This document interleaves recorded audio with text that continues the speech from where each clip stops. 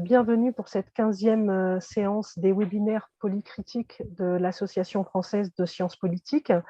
Depuis à peu près septembre 2021, ces webinaires se déroulent sur une base mensuelle et ont pour objectif de décrypter l'actualité.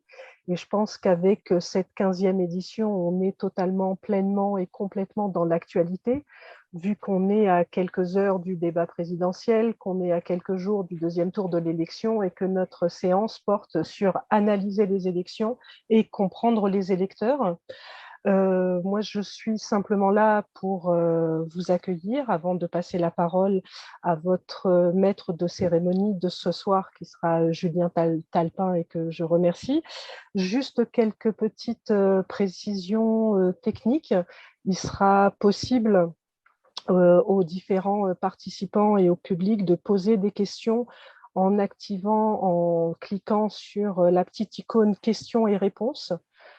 Soit au cours de la séance, soit après, au moment où on passera à la partie véritablement questions-réponses de ce webinaire. Dernière petite précision qui m'incombe, c'est, je l'avais dit en introduction, les webinaires polycritiques se déroulent tous les mois. Et donc, c'est avec un grand plaisir que je peux d'ores et déjà vous annoncer le webinaire du mois prochain qui se déroulera à la fin du mois de mai. Vous recevrez les précisions et qui portera sur la société russe et la guerre et sera pour nous une manière d'analyser un petit peu différemment la situation actuelle en Ukraine et en Russie. Voilà, je vous souhaite une très très belle soirée et un très bon webinaire, et en vous remerciant tous et surtout en remerciant les intervenantes et les intervenants. Merci à vous. Merci Assia. Bonjour à tous et toutes. Très heureux de vous retrouver ce soir pour ce webinaire polycritique. Donc moi, je vais l'animer en fait en tant qu'un des coordinateurs avec Emmanuel Bouilly du groupe Engagement politique de la FSP. J'en profite d'ailleurs pour faire un peu de pub. On aura un panel au prochain congrès de la FSP à Lille début juillet sur le décloisonnement des approches en sociologie de l'engagement. Mais ce soir, c'est surtout de sociologie électorale qu'il sera question. Moi, je serai là principalement pour animer la discussion. Donc, Assia l'a dit, les séminaires polycritiques ont vocation à éclairer, à interroger l'actualité politique à la lumière des connaissances des sciences sociales et de la science politique en particulier. Et c'est vraiment ce qu'on va essayer de faire ce soir. Il nous semblait en effet intéressant, utile, d'apporter au fond le regard de grands connaisseurs de la sociologie électorale, des campagnes, des sondages sur le cycle électoral actuel. Alors évidemment, tout ça est très chaud et donc il ne s'agit pas vraiment de commenter à chaud les résultats du premier tour ou de faire des prévisions pour le second, mais plutôt de porter un regard sur les élections, la campagne, le rôle des sondages, à la lumière des travaux passés de nos intervenants en particulier. D'évoquer aussi justement les approches qu'ils développent depuis plusieurs années, on peut dire, de sociologie politique du phénomène électoral, et de présenter ces approches qui cherchent à appréhender les électeurs à partir de leur trajectoire, de leurs ancrages sociaux, des contextes dans lesquels ils sont insérés. On essaiera aussi de comprendre comment les transformations de l'offre électorale et l'omniprésence des sondages, ça a été beaucoup noté dans cette campagne, contribuent ou a peut-être contribué à façonner le choix des citoyens. Donc, on a un très beau plateau que je vais présenter rapidement. Donc, on commencera avec Patrick Lehung, qui est professeur de sciences politiques à l'université d'Amiens, auteur de nombreux travaux de sociologie politique. Je citerai simplement quelques-uns des derniers. Donc, le dossier de acte de la recherche en sciences sociales qu'il a coordonné avec Lorenzo Barostella, Affinité électorale en 2020. Les mélanges Gaxi, la politique désenchantée, coordonnée avec Lorenzo toujours et Brigitte Caïti en 2019 aux presses universitaires de Rennes, et l'ordinaire du politique avec un certain nombre de collègues du PURAP en 2016. Donc Patrick commencera et reviendra notamment sur l'abstention et peut-être un peu plus tard, dans un deuxième temps, sur le rôle des sondages dans la présidentielle. On enchaînera ensuite avec Sandrine Lévesque, professeure de sciences politiques à l'université, à l'IEP de Lille, pardon, membre du CERAPS et présidente du CNU 04. Sandrine, qui a notamment publié avec Philippe Aldrin et Éric Agrikolanski, Voter par temps de crise, portrait d'électrices et d'électeurs ordinaires en 2021 au PUF, dont il sera pas mal question ce soir. Et j'évoque également Présidentielle 2017, une femme, des hommes et des votes, en 2018, coordonnée avec Catherine Achin et Alban Jacquemart, Marion Paoletti. Également, donc Sandrine reviendra notamment sur la dynamique de la campagne et la place des questions de genre, et peut-être aussi sur certains éléments concernant la sociologie électorale et le genre.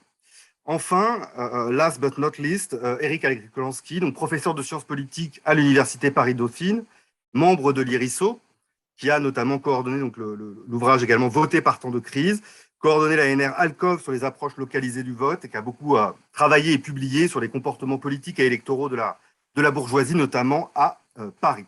Donc l'idée, c'est que chacun intervienne une dizaine, quinzaine de minutes dans un premier temps, à partir d'une série de questions que je vais leur poser, puis dans un second temps, que vous puissiez réagir, poser vos propres questions, principalement, donc ainsi elle a dit, par le Q&A, questions-réponses, qui se situe en bas. Moi, j'essayerai en fait éventuellement de regrouper ou de croiser les questions s'il y en a plusieurs, mais de toute façon, les intervenants les verront également.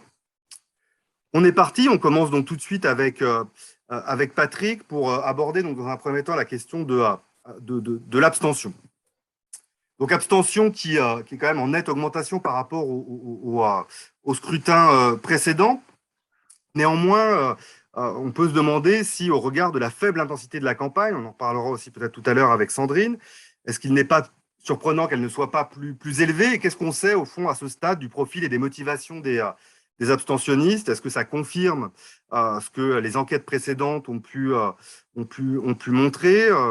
Qu'est-ce qu'on sait également de la géographie, au fond, de l'abstention, de son ancrage socio-spatial? Est-ce que là aussi, on est plutôt sur une dynamique de confirmation d'enquêtes précédentes? Voilà un peu les premières questions sur lesquelles on va partir avec Patrick, que je remercie d'emblée. Merci Julien. Oui, je crois que c'est important de commencer par l'abstention, parce que d'un certain point de vue, c'est la première donnée dont on dispose un jour d'élection. Ça nous est rappelé tout au long de la journée, et c'est la première fourchette qu'on va donner vers 19h. Mais après, c'est une donnée qu'on tend à oublier, à occulter, une fois que les premiers résultats sont tombés. Alors, je suis assez d'accord avec ta présentation. Je crois qu'il faut distinguer à la fois le taux national d'abstention et puis son évolution par rapport aux élections précédentes, et puis dans un deuxième temps, travailler sur la ventilation à la fois sociale et géographique de cette abstention. Alors, ça donne en résumé deux propositions un petit peu contrastées. Première proposition, s'agissant du total national, on a une abstention qui est plus importante que lors du précédent scrutin, mais d'un certain point de vue, moins importante qu'on ne le craignait ou que certains ne l'avaient annoncé. Et il faut évidemment se demander pourquoi. Deuxième proposition, la distribution de l'abstention telle qu'on peut prudemment l'apprécier aujourd'hui renvoie à des régularités qui sont bien connues, qui sont sociologiquement très éprouvées, avec toutefois une petite nouveauté. Alors je mettrai petite entre guillemets, parce que ça reste à confirmer, mais que si ça se confirme, ça n'a rien de petit. Donc, je reviendrai un peu là-dessus tout à l'heure. Niveau national, donc, c'est une abstention donc plus importante que la fois précédente. On a 26,3% d'abstention, c'est un gros quart. En 2017, c'était 22,2%, donc 4 points de plus qu'en 2017. Mais en 2017, c'était déjà 1,7 points de plus qu'en 2012. Et en 2012, c'était déjà 4,3 points de plus qu'en 2007. Donc, en fait, on a 10 points d'abstention de plus, presque 5 millions d'abstentionnistes supplémentaires par rapport à 2007. Donc, on peut dire, en première instance, que l'élection présidentielle n'échappe pas à la poussée historique de l'abstention qui se manifeste depuis le milieu des années 80. C'est, comme diraient les économistes, un trend, une tendance de longue durée, qui affecte donc tous les scrutins. Ceci étant, l'élection présidentielle demeure et de très très loin le scrutin qui mobilise le plus. Il faut quand même se souvenir que depuis l'élection d'Emmanuel Macron, il n'y a pas une seule consultation qui ait mobilisé la majorité des électeurs inscrits. Toutes les élections depuis 2007, législatives, départementales, européennes, régionales, municipales, ont toutes eu un taux d'abstention national supérieur à 50%. Pour dire les choses autrement, le scrutin présidentiel est peut-être désormais le seul scrutin auquel participent plusieurs millions d'électeurs qui ne votent à aucun autre scrutin. Alors, ceci étant, c'est un taux d'abstention qui est moins important qu'on ne le craignait. On avait des pronostics très très pessimistes au regard de toute une série de choses, du caractère relativement atone de la campagne. Alors Sandrine y reviendra peut-être que c'est une construction journalistique aussi, le côté atone de la campagne, c'est une sorte de marronnier qu'on constate à chaque scrutin. La brièveté de cette campagne, qui là est à peu près certaine, son éclipse par la 5e vague de la Covid, puis par l'invasion de l'Ukraine, le fait que le président sortant n'a quasiment pas fait campagne, la dynamique abstentionniste de long terme dont je viens d'évoquer, on pouvait s'attendre donc à un record d'abstention. D'ailleurs, le scrutin étalon qui était souvent évoqué, c'était 2002, où le taux d'abstention avait été de 28,4%. De nombreux instituts, alors il y en avait 10 qui procédaient à des enquêtes préélectorales, presque autant que de candidats. Des nombreux instituts donc indiquaient une fourchette d'abstention allant de 28 à 30%. Bon, Ipsos par exemple mettait un point moyen à 28 et BVA à 27. On est 4 à 6 points en dessous de ce que ces pronostics un peu pessimistes nous donnaient. Alors pourquoi ? Je crois qu'à titre d'hypothèse, on peut évoquer deux phénomènes qui, me semble-t-il, se conjuguent. On a beaucoup dit que l'élection était jouée d'avance, que la victoire du sortant était quasi assurée, ce qui est évidemment un puissant motif d'abstention. Mais en fait, on peut faire l'hypothèse que beaucoup d'électeurs, notamment pressés par les derniers sondages, j'y reviendrai peut-être en fin de séance, ont considéré que ce n'était pas le cas, que l'élection n'était pas jouée, au moins au premier tour, qui pouvait redevenir, et qui a probablement été pour pas mal d'électeurs, un tour décisif. Vous vous souvenez tous de la boutade ou de l'adage je crois qu'on le doit à Guy Mollet, s'agissant d'un scrutin à 2 tours, au premier tour on choisit, au deuxième tour on élimine. Eh bien, il semble que pas mal d'électeurs aient considéré que c'était dès le premier tour qu'il fallait éliminer, donc faire prévaloir ce fameux vote qu'il faudrait entourer là encore de beaucoup de guillemets, ce dont témoigne d'ailleurs l'exceptionnelle concentration des suffrages autour des 3 principaux candidats. On est à 73% pour les 3 premiers, on était à 65% il y a 5 ans. En termes plus savants, on peut faire l'hypothèse que beaucoup d'électeurs ont, dès le premier tour, fait jouer ce que les politistes américains appellent la minimax regret theory, c'est-à-dire on essaye d'émettre le vote qui permettra de minimiser son regret maximal. La probabilité que le candidat que l'on craint le plus soit, alors non pas ici élu, mais présent au deuxième tour. Donc, ça vaut évidemment, s'agissant des électeurs de gauche, pour un duel Macron-Le Pen, donc vote utile pour Mélenchon, et s'agissant des électeurs de droite, pour un duel Mélenchon-Le Pen, ou encore on essaie de conjurer la trop faible avance d'Emmanuel Macron.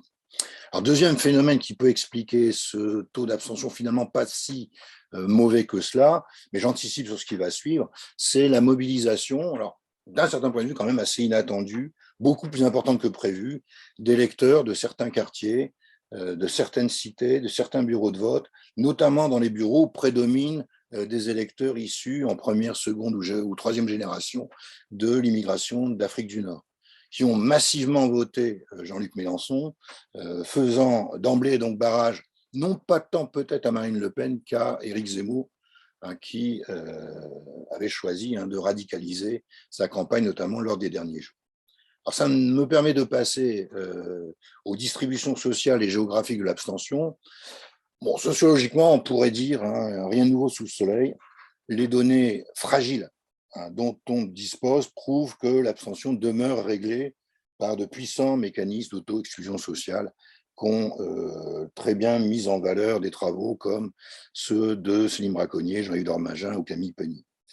Bon, je signale quand même l'extrême fragilité à ce stade de nos connaissances parce qu'elles sont pour l'essentiel dérivées des sondages d'opinion. Or, on sait très bien que les sondages d'opinion appréhendent très mal l'abstention, aux deux sens du terme. Ils ont pas beaucoup prise et ils craignent cette abstention pour d'évidents biais à la fois d'autosélection et de déclaration. Du même coup, on est contraint d'attendre les fameuses enquêtes participation électorale de l'INSEE, mais on ne les aura pas avant le mois d'août ou juillet, puisque ces enquêtes portent à la fois sur les 2 tours des présidentielles et sur les 2 tours des législatives. Donc tout ce que je vais dire est assujetti, là encore, de pas mal de précautions. Je donne 2 illustrations de la fragilité de nos connaissances. OpinionWay, dans un sondage réalisé le jour du vote, donne des résultats complètement aberrants s'agissant, ça va intéresser Sandrine, des taux d'abstention selon le genre. Les hommes se seraient abstenus à 21%, les femmes à 31%. C'est un résultat complètement aberrant que d'ailleurs ne confirme pas les autres sondages. Seconde illustration, les chiffres qui nous sont donnés sont, même quand les nomenclatures sont identiques, loin d'être concordants. Si je prends par exemple la tranche 18-24 ans, le taux d'abstention estimé serait de 42% ou 33% ou 24%. 3 instituts qui nous donnent 3 chiffres qui sont quand même passablement différents. Pour les cas de sup, l'abstention varierait du simple au double entre 14 et 26% selon les instituts. Donc vous voyez qu'il y a quand même lieu d'être très très prudent. Pour autant, et alors même que les écarts sont probablement moins importants que ce que les enquêtes de participation électorale nous apprendront. On l'avait déjà constaté en 2017. On retrouve, institut par institut, les écarts et les inégalités sociales classiques. Taux d'abstention les plus bas chez les plus diplômés, les cadres, les professions intellectuelles supérieures, les retraités, les électeurs âgés, les plus hauts revenus, ceux qui se positionnent comme appartenant au milieu aisé. On a 3 instituts qui ont testé le milieu social autodéclaré, ce qui n'est pas inintéressant. Inversement, la participation est la plus faible pour les moins diplômés, les ouvriers, les employés, les jeunes, les revenus les plus modestes, ceux qui se classent parmi les milieux populaires. On a donc des écarts de participation qui varient selon les instituts, mais qui atteignent, je prends par exemple le cas d'Ipsos, 30 points entre les 18-24 et les plus de 70 ans, 14 points entre les ouvriers et les retraités, 15 points pour Odoxa entre les salariés du public et les chômeurs, 16 points entre les sans diplômés et les bac plus 3, 21 points entre les enquêtés dont le revenu mensuel est inférieur à 1500 et ceux pour lesquels il est supérieur à 3500, ça c'est BVA, 28 points, respectivement 49 et 21%, chez ceux qui se définissent comme défavorisés ou comme privilégiés. Alors, précision importante, comme l'ont bien montré Baptiste Coulmont, Jean-Yves Dormagin et Céline Braconnier lors du numéro spécial RFSP consacré au précédent scrutin présidentiel, ces écarts que je signale, qui sont déjà substantiels, ne sont rien, ils sont appelés à exploser dès lors que la participation électorale va diminuer, ce qui sera très très probablement le cas lors des législatives. Bon, si on désagrège d'un point de vue géographique, je quitte les sondages pour aborder des données un peu plus robustes. Si on désagrège d'un point de vue géographique les taux de participation, alors j'ai retenu les 500 plus grandes communes de France et je les ai tout bêtement rangées par taux de participation, croissant ou décroissant. Alors vous allez voir, il n'y a aucune surprise. Parmi les 10 villes les plus abstentionnistes dimanche dernier, et ça va immédiatement vous évoquer quelque chose, alors, il y a 2 villes que je mets de côté, Bastia et Ajaccio, parce qu'il y avait eu des consignes explicites d'abstention de la part d'un certain nombre de milieux, de mouvements autonomistes et indépendantistes. Donc on trouve Aubervilliers 36,5, Maubeuge 37, les pourcentages, c'est le taux d'abstention, Dreux 37,3, Lens 37,3, Bobigny 38,3, Stein 39,1, Tourcoing, Forbach 39,2, Vaux-en-Velin 40,4, Roubaix 41%. Bon, il n'y a aucune surprise, ce sont les villes qui, sous le rapport du taux de chômage ou sous le rapport de la pauvreté, ont les résultats les plus mauvais, si j'ose dire. Si je prends l'inverse, les villes les plus participationnistes, et que je limite l'analyse à la région parisienne, à l'Île-de-France, on a Neuilly, 16,3%, Saint-Cloud, 16,8%, Gif-sur-Yvette, Vincennes, Chaville. Donc, je ne vous fais pas là encore de dessin sur les caractéristiques sociales de ces villes. Alors, j'en viens à l'élément un petit peu nouveau, pour terminer, qui serait à confirmer. On vient de le voir, les taux d'abstention sont très importants dans les quartiers, les cités les plus défavorisés, mais dans ces bureaux de vote populaires, où prédomine une population directement ou indirectement issue de l'immigration nord-africaine, on constate D'abord, un taux d'abstention qui augmente moins qu'en moyenne nationale, voire même, et c'est plus exceptionnel contrairement à ce qu'on a dit, qui recule, au profit d'un vote de Jean-Luc Mélenchon qui est tout à fait massif, et en tout cas très très supérieur à ce qu'il était il y a 5 ans. Alors, si je reprends un certain nombre de villes, mais je ne vais pas vous assommer, hein. Aubervilliers, l'abstention ne progresse que de 3,5 points, donc c'est quand même moins que la moyenne nationale. Mélenchon fait 60% plus 19 points. Bobigny, abstention plus 2,8. Donc vous voyez, là encore moins. Mélenchon fait 60%, 17 points de plus qu'en moyenne nationale. Forbach, plus 3,5 points d'abstention seulement, si j'ose dire. Mélenchon, plus 14 points. Roubaix, hein, pour terminer là-dessus, plus 3,7 points d'abstention, là encore moins que la moyenne nationale, et Mélenchon, plus 26 points. Alors je crois que pour apprécier ça, c'est pour ça que mes données restent quand même très très parcellaires, il faut descendre au niveau des bureaux de vote. C'est-à-dire la ségrégation spatiale et sociale en France, c'est à ce point fort que c'est au niveau des bureaux de vote qu'on va pouvoir effectivement confirmer ou infirmer ces thèses. C'est un boulot que j'ai fait sur Amiens et ça marche très très bien. Le bureau de vote le plus déshérité des 72 bureaux de vote de la ville est un bureau de vote effectivement qui ne vote qu'à 51,9%, mais ce taux très faible est en progrès de 1 point. La participation a un peu augmenté et Mélenchon fait 66,7%. Dans le bureau le plus bourgeois, si j'ose dire, du centre-ville, participation de 79%, mais en recul de 4 points, et Macron 43%, Pécresse 6%. Bon, là, évidemment, on n'a pas de surprise. Je termine juste par une petite note. Dans ces bureaux très, très typés, on a des distributions électorales assez étonnantes, hein. Dans le bureau Étouville, hein, le plus déshérité que je viens de vous citer, 709 inscrits, 363 exprimés, Valérie Pécresse, 1 voix. Éric Zemmour, 6 voix. Donc on a quasi disparition d'un certain nombre d'éléments de l'offre politique dans ces bureaux. Voilà, j'en ai fini pour la participation. Un grand merci Patrick. Alors, je vois que de premières questions arrivent. On y reviendra tout à l'heure, mais n'hésitez pas à continuer à les poser. Et vous verrez peut-être mes mains en fait apparaître sur l'écran. C'est qu'en fait, j'ai ma caméra en bas du clavier. Bon, bref, peu importe pour ce détail technique qui n'est pas très esthétique.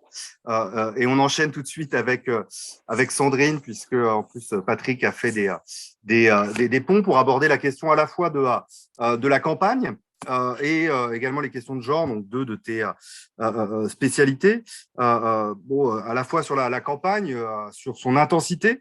Bon, est-ce que, alors comme le soulevait Patrick, est-ce que cette faible intensité qui a été pointée par les commentateurs serait à relativiser, ou est-ce que c'est vraiment une réalité que tu as pu observer toi sur le terrain ou au regard de tes expériences précédentes, et dans quelle mesure l'intensité de la campagne a des effets quand même sur la mobilisation différentielle de certains pans de l'électorat, et éventuellement, alors de ce qu'on sait, hein, sur la participation des hommes et des femmes dans cette élection. A-t-on des premiers éléments concernant le gender gap de ce point de vue-là sur le vote au premier tour? Et peut-être pourras-tu aussi aborder dans un deuxième temps, alors je ne sais pas si y a des choses à dire là-dessus, mais sur la place des questions de genre dans la campagne en tant qu'enjeu, en fait, on a le sentiment que ça n'a pas été tout à fait central, quand bien même il y a eu beaucoup de mobilisation sur ces questions-là ces derniers mois, dernières années. Bon, il n'y a pas eu beaucoup, de toute façon, d'enjeux saillants qui sont apparus comme structurants dans la campagne, me semble-t-il, mais peut-être as-tu des éléments plus précis à ce sujet? Je te passe la parole. Merci. Merci Julien. Alors, peut-être sur la question de la campagne, c'est vrai que je vais peut-être un peu m'échapper parce que c'est vrai que c'est quelque chose qui est très, très difficile à analyser à chaud et à faire peut-être un commentaire qui serait pas beaucoup plus intéressant que le commentaire journalistique. Et effectivement, on a aussi une construction de cette atonie de la campagne qui qu'il conviendrait aussi d'analyser. Peut-être que ce qu'il faudrait peut-être revenir sur ce point, sur quelque chose sur lequel j'ai vraiment travaillé et sur lequel on a vraiment travaillé dans le cadre d'Alcove, c'est justement sur cette fameuse campagne de 2017 et qui nous permettrait aussi peut-être de comparer et justement de donner peut-être du grain à moudre en termes d'analyse de l'abstention, etc. C'est vrai que quand on avait été confronté dans le cadre d'Alcove à cette campagne de 2017 et dans le cadre de la méthodologie que nous avions mise en œuvre, qui était une méthodologie d'entretien panélisé, hein, donc c'est-à-dire avec des rencontres régulières avec les électeurs, on pouvait justement essayer de mesurer, alors avec parfois difficulté, mais parce que évidemment les électeurs que nous avions étaient aussi des électeurs qui étaient particulièrement intéressés à la campagne, mais justement des effets de campagne, des effets autour de cette question du suspense, de l'affaire Fillon, il y avait des rebondissements, etc., qui ont mis en tension et qui ont particulièrement intéressé les électeurs, qui justement ont pu, et on y reviendra peut-être sur cette question qui avait été qui est quand même aussi aujourd'hui au cœur de la discussion journalistique et des catégories journalistiques, qui est cette fameuse question de l'électeur stratège. Hein. Donc c'est vrai que cet électeur stratège avait été mobilisé tout au long de la campagne de 2017, et bien évidemment aujourd'hui, hein, elle a été aussi mobilisée, j'allais dire pour d'autres raisons, hein, qui seraient des raisons finalement, voilà, de sauve qui peut, hein, de sauve qui peut. Voilà, en 2017, il y avait le suspense, etc. Bon, en même temps, c'est pas forcément très, j'allais dire, très intéressant. Et c'est vrai que cette année, avec les entretiens qu'on a fait, on en a fait un tout petit peu moins souvent. Donc, c'est vrai qu'on n'a pas cette dynamique de campagne, mais simplement, par exemple, le fait d'avoir plus de difficultés à trouver des électeurs, plus d'attrition dans la question des électeurs qui voulaient aussi ou pas nous répondre, c'est vrai que du coup, on peut se dire aussi que voilà, il y a un manque d'intérêt pour la politique. Patrick l'a rappelé, ça n'a pas eu des effets catastrophiques sur le taux de participation ou le taux d'abstention, mais ça a eu les gens, enfin voilà, les électeurs ont continué à voter, mais avec des logiques voilà, qu'il a bien expliquées. Mais en même temps, voilà, c'est très difficile de mesurer cette campagne. Alors, sur la question, ce qui est intéressant aussi, hein, sur la question, peut-être, alors c'est un peu difficile parfois de faire le lien, mais c'est vrai que la campagne, est-ce qu'il y a eu des effets d'essayer de convaincre certains électeurs plus que d'autres, et en particulier les femmes. Donc, Patrick a rappelé justement cette question aussi du taux de participation des femmes et des hommes, hein, ce qu'on a appelé justement cette question du gender gap. Alors, ce qui est intéressant, c'est qu'en fait, on est depuis un certain nombre d'années quand même, si on aborde cette question, hein, l'idée c'est est-ce que les candidats vont aller chercher des femmes, hein, vont aller chercher des électrices, par exemple, en proposant une offre politique qui correspondrait à un programme féministe, je n'ose le dire. Donc, ce qu'on peut dire, hein, c'est vrai que ce gender gap, il a occupé bien souvent les analyses électorales, et aujourd'hui, depuis un certain nombre d'années, on est un peu voilà, à la recherche de ce gender gap perdu. Alors, c'est vrai que déjà, la mesure du gender gap, elle est plutôt en fait une mesure je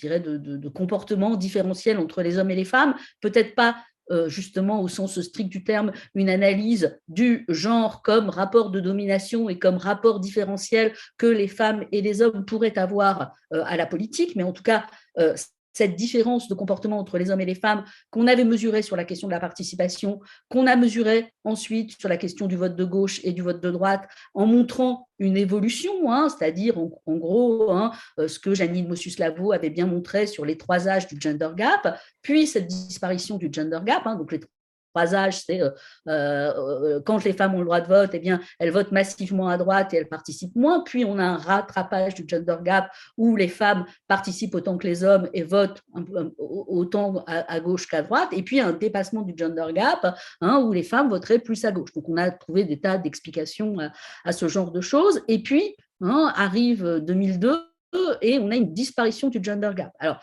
cette disparition, elle tient aussi au mode de mesure et à l'instrument qu'on utilise. C'est-à-dire que c'est très, très difficile, et là, je parle sous contrôle de Patrick, de serrer les échantillons. C'est-à-dire, à partir du moment où on va commencer à, dans des enquêtes quantitatives, diviser l'échantillon femmes entre des femmes diplômées, des femmes qui ont une pratique religieuse, des femmes qui appartiennent à tel ou tel type de CSP, évidemment, les chiffres n'ont plus du tout de signification.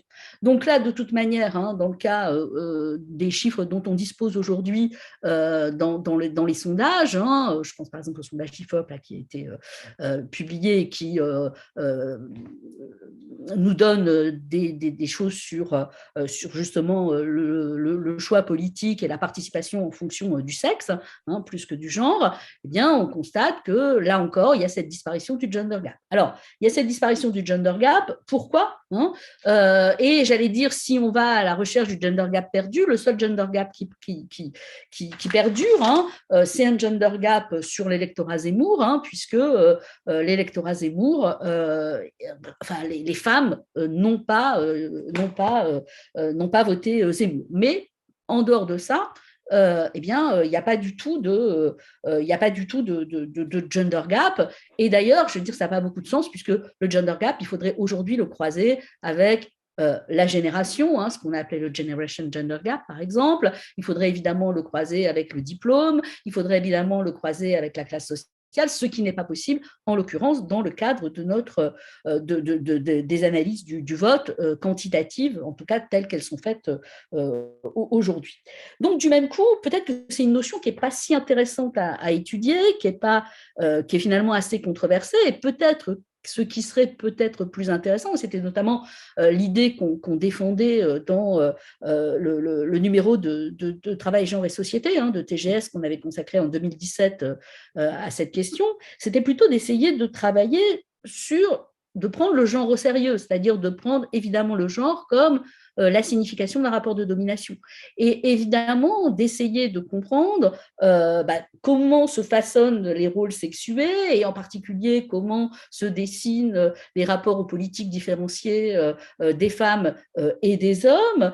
Et pour cela, peut-être croiser effectivement cette sociologie électorale avec d'autres types de sociologie qui s'intéressent davantage à la socialisation, à l'intériorisation des normes de genre, etc., qui nous permettrait aussi d'expliquer les comportements différenciés des hommes et des femmes en essayant davantage de les expliquer. Et c'est vrai que dans le cadre d'Alcôve, et notamment dans le cadre de l'ouvrage voté par Temps de crise, on est vraiment aussi très, très attentif justement à ces questions de socialisation professionnelle, qui justement peuvent expliquer ces façonnages de rôles sexués, qui aussi expliquent l'intérêt pour la politique, le désintérêt pour la politique, l'investissement dans tel ou tel type d'activité extra-politique. Par exemple, on pense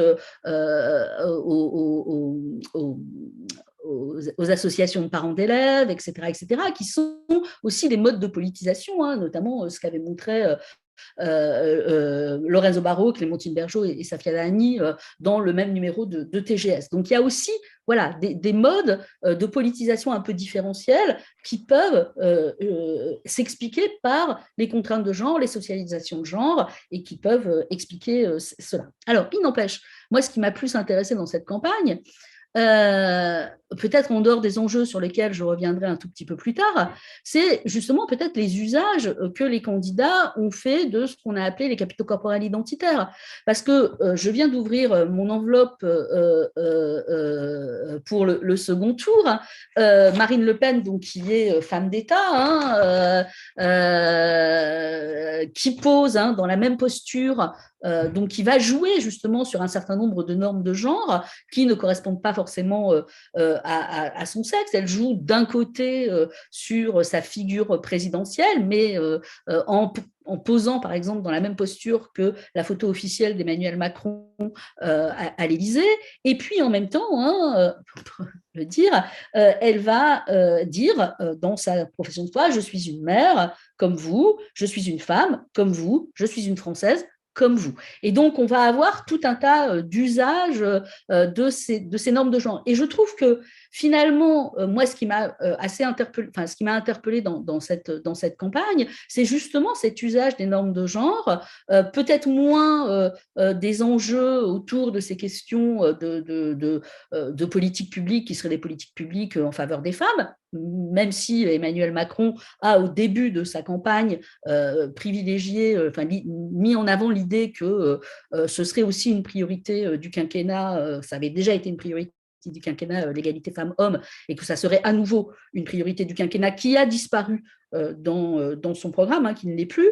Mais en tout cas, moi, ce qui m'avait vraiment frappé, et c'était peut-être justement aussi cette idée, peut-être, et en particulier pour l'extrême droite et Marine Le Pen, de séduire un électorat féminin, c'est-à-dire de mettre en avant des ressources qui sont des ressources, une construction d'une féminité qui aussi sert le discours du Front National et, d'une certaine manière, accompagne le processus de dédiabolisation. Et comme le disait Frédéric Matonti, tout ce qui sert finalement, ou tout ce qui dessert les femmes en politique va servir Marine Le Pen.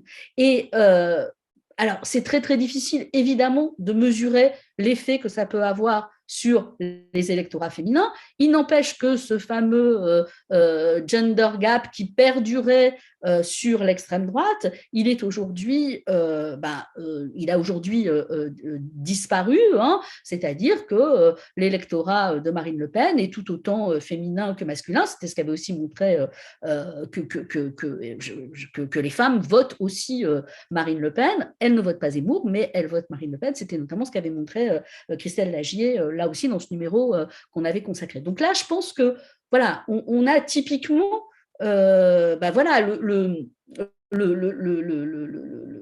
l'idée que au-delà des variables qui seraient des variables, ce à quoi il faut s'intéresser, c'est véritablement cette question de la construction d'un rapport aux politiques qui s'imbrique dans des relations sociales. Et moi, je serais par exemple tout à fait favorable, on sait bien dans l'analyse conversationnelle que le couple est un lieu de formation des opinions politiques et des échanges politiques, mais ça serait bien, tu évoquais, Julien, justement d'aller puiser dans d'autres types de sociologie les réponses, de mixer en quelque sorte les acquis d'une sociologie électorale et par exemple d'une sociologie de la famille ou d'une sociologie du couple.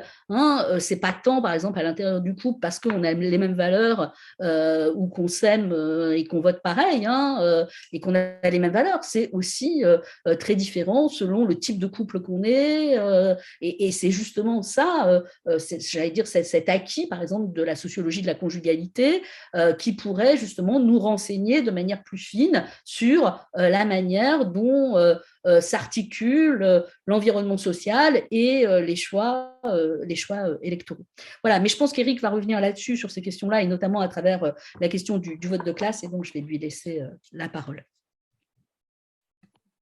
Merci Sandrine. Alors, effectivement, tout ça s'enchaîne très bien puisque avec Éric, l'idée c'est de revenir sur les ancrages sociaux du vote en tout cas et ce que l'on sait à partir des résultats du premier tour en fait effectivement la composition sociale au fond des électorats peut-être pour les désagrégés, mais en même temps, on a le sentiment, au regard des résultats du premier tour, qu'il y a ces trois blocs, et trois blocs qui correspondraient peut-être à trois groupes sociaux, au moins deux, en tout cas, avec une sorte de vote bourgeois chez Macron, un vote plus populaire chez Marine Le Pen, et quelque chose de plus hétérogène chez Mélenchon, entre des classes moyennes plutôt diplômées et urbaines, et les quartiers populaires, comme l'évoquait Patrick tout à l'heure.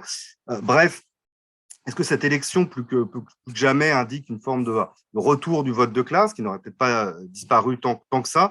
Qu'est-ce qu'on peut en dire à la lumière des travaux que vous avez conduits avec Alcov sur 2017 et aussi de ce qu'évoquait Sandrine, à savoir les approches à la fois localisées et qualitatives en fait, du vote pour éclairer le phénomène? Oui, merci. Bonjour à toutes et à tous. Alors, merci de l'organisation de ce webinaire. c'est un exercice qui est très stimulant, qui est assez périlleux, comme l'ont déjà évoqué mes camarades, et comme tu le disais au début, à la fois parce qu'on est coincé là, entre le premier et le second tour dans une espèce de phase d'analyse à chaud, de commentaires, avec des données qui sont finalement rares et assez fragiles, à la fois parce que Patrick l'a déjà évoqué, ce sont des données de sondage, alors même ceux qui ont été faits en sortie d'urne ou le jour du vote, alors ce n'est pas des intentions de vote, ce sont des gens qui ont déjà voté, mais on ne sait pas trop quand même quelle est la solidité des échantillons qui sont constitués, même si on peut leur faire crédit de donner quand même des tendances qui ne sont pas inintéressantes. Mais nous-mêmes, donc on a parlé de l'enquête Alcove, qui était une enquête notamment menée par entretien répété, approfondi, alors sur parfois presque 5 ans, hein, où on a interrogé des électrices et des électeurs seuls ou en groupe de 2016 à 2020-2021. Donc voilà, là, on a un peu reproduit ce protocole un peu moins ambitieux peut-être pour 2022, où on travaille surtout sur les questions des collectifs de travail et de la famille, mais on a fait beaucoup moins d'entretiens. Puis évidemment, il est impossible de les interpréter, de les analyser, d'en tirer des conclusions comme ça, là, au milieu de l'entre-deux tours. Donc, je donnerai moins des certitudes que des incertitudes, et puis peut-être pour ouvrir pour des pistes de questions, de doutes, mais c'est toujours très stimulant de discuter de cela. Alors, le vote de classe, c'est une vieille histoire, une vieille discussion, hein, les débats sont très anciens, et les travaux qui annoncent son délitement, sa fin également. Il me semble évident qu'il y a une recomposition, il y a eu des recompositions de ce vote de classe, la société et les clivages sociaux ont changé, l'offre politique également change, l'encadrement politique des électeurs, on en reparlera peut-être après, s'est transformé, les machines politiques sont aujourd'hui beaucoup moins appuyées sur un travail de terrain, de maillage du territoire, de mobilisation militante qu'elles n'ont pu l'être dans les dernières décennies. Néanmoins, il me semble qu'à partir des données qu'on peut avoir, la formule qu'avait proposé Nona Meyer dans les années 90 est toujours vrai, pas de chrysanthème pour les variables sociologiques.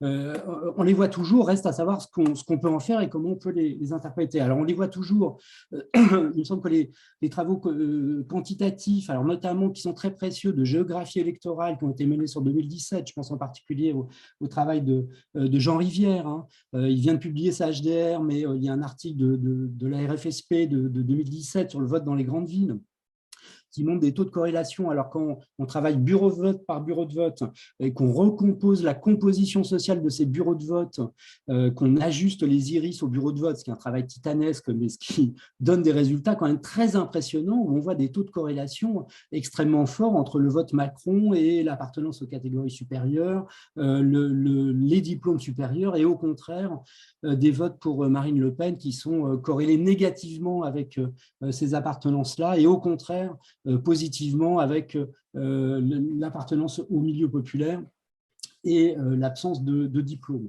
Alors, est-ce qu'on retrouve ça aujourd'hui? Les enquêtes sorties d'urne, ou en tout cas les sondages réalisés le jour du scrutin en ligne, et il n'y a plus beaucoup d'instituts de sondage, il n'y en a plus du tout qui pratiquent ça en sortie d'urne directement, sans montrer des tendances toujours assez stables. Alors, si on regarde, je prends par exemple l'enquête IFOP qui a été réalisée le 10 avril, auto-administrée en ligne le jour du scrutin, donc on voit toujours un survote quand même assez impressionnant dans les catégories sociales supérieures, 4 professions intellectuelles supérieures pour Emmanuel Macron, au contraire des taux de vote qui sont bien inférieurs à la moyenne chez les employés, les ouvriers et chez les chômeurs.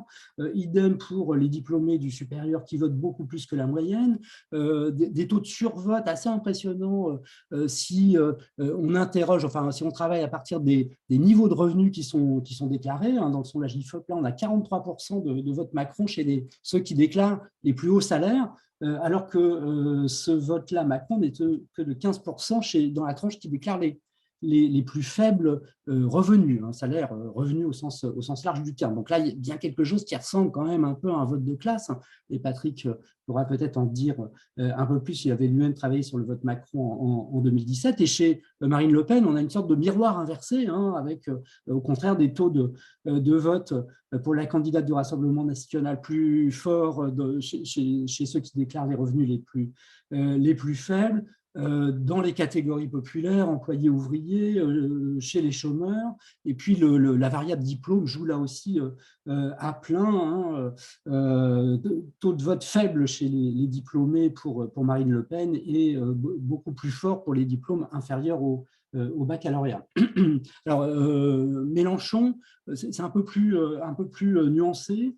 Je ne vous le redonne pas en détail, mais on a quand même des éléments aussi, des corrélations, en tout cas des survotes assez nets en fonction des revenus qui sont déclarés. On vote beaucoup moins chez les plus aisés que chez ceux qui déclarent des faibles revenus. Et puis, l'IFOP avait fait aussi un sondage qui a été publié dans La Croix sur l'appartenance religieuse, la pratique.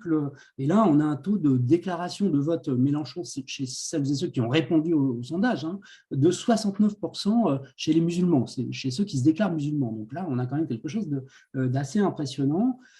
Et pour finir avec Zemmour, alors c'est le seul cas où il y a du gender gap, Sandrine l'a dit, avec un survote masculin assez net, chez les plus âgés aussi, dans les classes supérieures, dans les taux, dans les tranches de revenus les plus élevés, et chez les catholiques pratiquants, 16% chez les catholiques pratiquants dans ce sondage-là. Ça restera évidemment tout ça à confirmer, à consolider par des enquêtes ultérieures. Alors, voilà, les clivages sociaux n'ont pas disparu. Enfin, il semble encore significatif quand on regarde là la distribution des votes, et on a la tentation de distinguer alors un bloc élitaire des classes supérieures qui votent Macron, qui soutient le président qui se représente, des classes populaires protestataires qui voteraient Marine Le Pen, et puis une sorte de reconstitution d'un front de classe entre des petites classes moyennes, notamment du public, et des classes populaires, notamment racisées,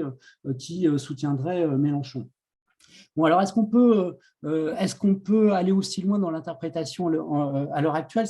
Je pense qu'il faut être assez prudent pour les raisons méthodologiques que j'ai déjà évoquées, mais aussi parce on perdrait beaucoup, à mon avis, à raisonner en termes de blocs homogènes, c'est-à-dire à inférer d'un vote similaire, dans une conjoncture quand même très, très particulière, des formes d'identification homogènes et pérennes qui redistribueraient complètement les cartes. Alors, il me semble qu'on a quand même là affaire à des conglomérats électoraux assez disparates. Alors, on le sait depuis de longue date, c'est même pour le cas du FN qui avait été forgé l'expression par Daniel Gaxi notamment, une grande diversité d'affiliations politiques antérieures, de gens qui se déclarent à la fois à droite, qui refusent le clivage droite-gauche, certains qui évoquent encore la gauche comme une sorte d'horizon passé d'un vote de défense des classes populaires, de l'ouvrier contre le patron, mais une grande diversité sociale entre des classes populaires effectivement qui peuvent être peu qualifiées, qui sont dans une concurrence élargie sur le marché du travail et qui adopteraient ce qu'Olivier Schwartz appelle une conscience triangulaire du monde social, s'opposant aux élites, mais aussi à ceux qui sont plus bas qu'eux et qui auraient tendance à avoir là le vrai ennemi et à écouter du coup ce discours de la priorité nationale que promeut le Front National, mais aussi des classes populaires que Amélie Beaumont, Raphaël Chalier et Guillaume Lejeune avaient joliment appelé en bas à droite, c'est-à-dire en bas à droite du point de vue du vote, mais aussi en bas à droite du fameux schéma de Bourdieu de typification de l'espace social, en bas, mais plutôt du côté du capital, ou en tout cas du faible capital économique, du commerce, du monde du privé, contre le capital culturel, et peut-être que là, de ce point de vue-là, la signification du diplôme et du capital culturel, que par une sorte de tentation ethnocentrique qui n'est pas toujours bien maîtrisée et pas simplement le témoignage d'une sorte d'inculture ou d'incompétence de ces classes populaires, mais aussi de véritables positions de classe contre ceux qui ont un petit diplôme, qui accèdent à des formes de statut protégé au sein de la fonction publique, une sorte d'expérience malheureuse de l'école qui ressurgit aussi sur des visions du monde. Bon, voilà, on pourrait reconstruire, mais on voit que ce n'est pas tout à fait les mêmes choses. etc., etc. Et puis des classes sup, enfin des gens qu'on classerait dans les classes supérieures qui votent aussi FN, il ne faut pas l'oublier, même s'ils sont loin d'être majoritaires. On a ce type de cas-là d'indépendants, d'entrepreneurs qui défendent une vision très à droite, le FN exprimant leur radicalité de droite. Bon, conglomérat électoral, mais que dire de l'électorat ou des électorats qui se cristallisent autour du vote Macron, hein, entre un vote légitimiste de retraités, un vote centriste qui, Jean Rivière montrait combien il y avait une proximité entre le vote Bayrou en 2012 et le vote Macron en 2017. On peut supposer que ça n'a pas complètement disparu. Un vote d'une fraction des électeurs socialistes qui, en 2017, ont déjà porté leur voix sur Macron et qui ont reconnu là, finalement, une forme moderne d'une social-démocratie qui serait susceptible d'assurer la prospérité économique par le libéralisme. Et puis, un vote utile, on y revient encore, il faudra peut-être creuser la question, hein,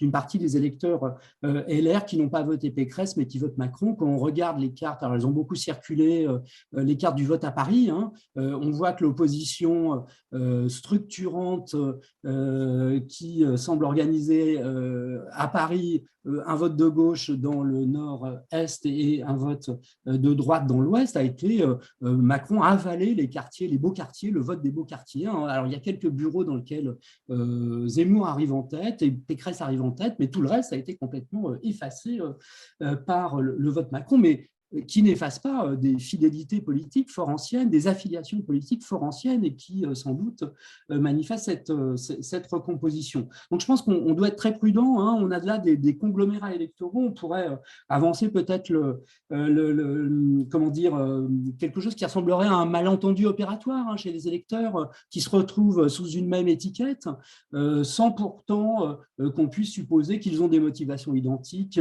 qu'ils ont des croyances ou des systèmes symboliques tout à fait similaires et qu'ils croient que le candidat pour lequel ils votent est le meilleur, toute chose étant égale par ailleurs, et que ça sera leur nouvelle famille politique ou leur nouvelle identification. D'une certaine façon, ces candidats-là jouent sur le flou quand même. Hein. Il y a un célèbre chroniqueur politique qui, tous les matins, depuis 5 ans, essaye de définir ce qu'est le macronisme. C'est peut-être pas la peine, hein, d'une certaine manière, le macronisme, sa définition est de ne pas se définir et justement d'accueillir très largement des électeurs aux trajectoires très diverses. Alors, c'est pour ça qu'on plaidait, je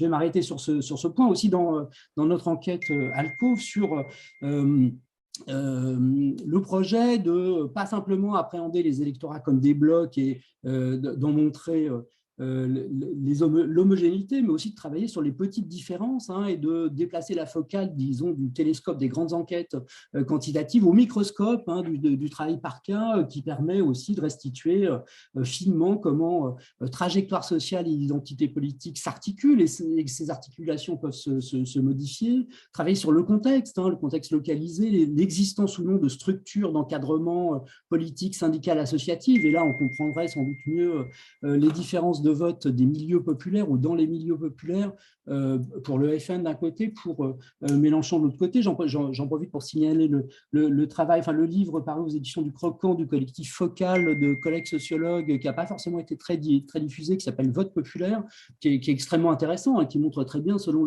les contextes locaux et l'existence de structures d'encadrement qui survivent, hein, et le degré d'autochtonie en quelque sorte des électeurs, hein, qui ont encore des liens denses avec ces structures, eh bien, cela change complètement l'expression des votes populaires, notamment.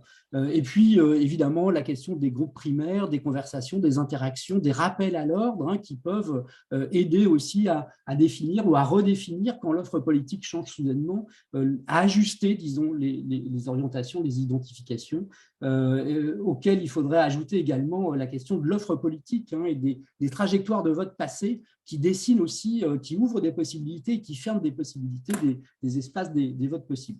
Bon, alors, je m'arrête sur ce point, sur le vote de classe, mais je vais peut-être passer la parole à mes camarades. Il faudrait quand même qu'on éclaircisse un peu cette question du vote utile, parce qu'évidemment, elle semble être… comment dire, c'est une hypothèse qui semble extrêmement performante. Aujourd'hui, Patrick l'a dit, 73% des votes pourraient s'expliquer par ce vote utile. Alors, simplement, petit calcul, si d'une part, tous les électrices et les électeurs Macron, Mélenchon, Le Pen, on ne peut pas supposer qu'ils n'aient fait un vote simplement que d'utilité, puisqu'il y en a quand même une partie qui vote de longue date pour le candidat qu'ils ont fini par choisir. Donc, alors ça pose la question de la définition de ce vote utile, d'ailleurs.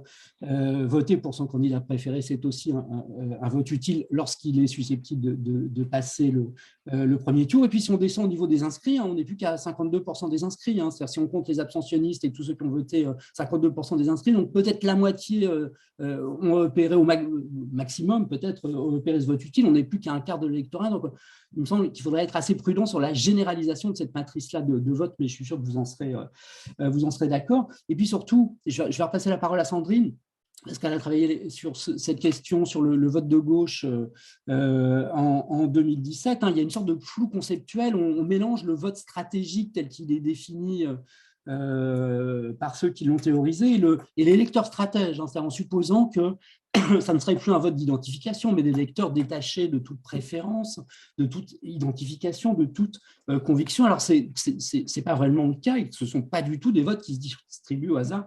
Et je te repasse la parole, Sandrine.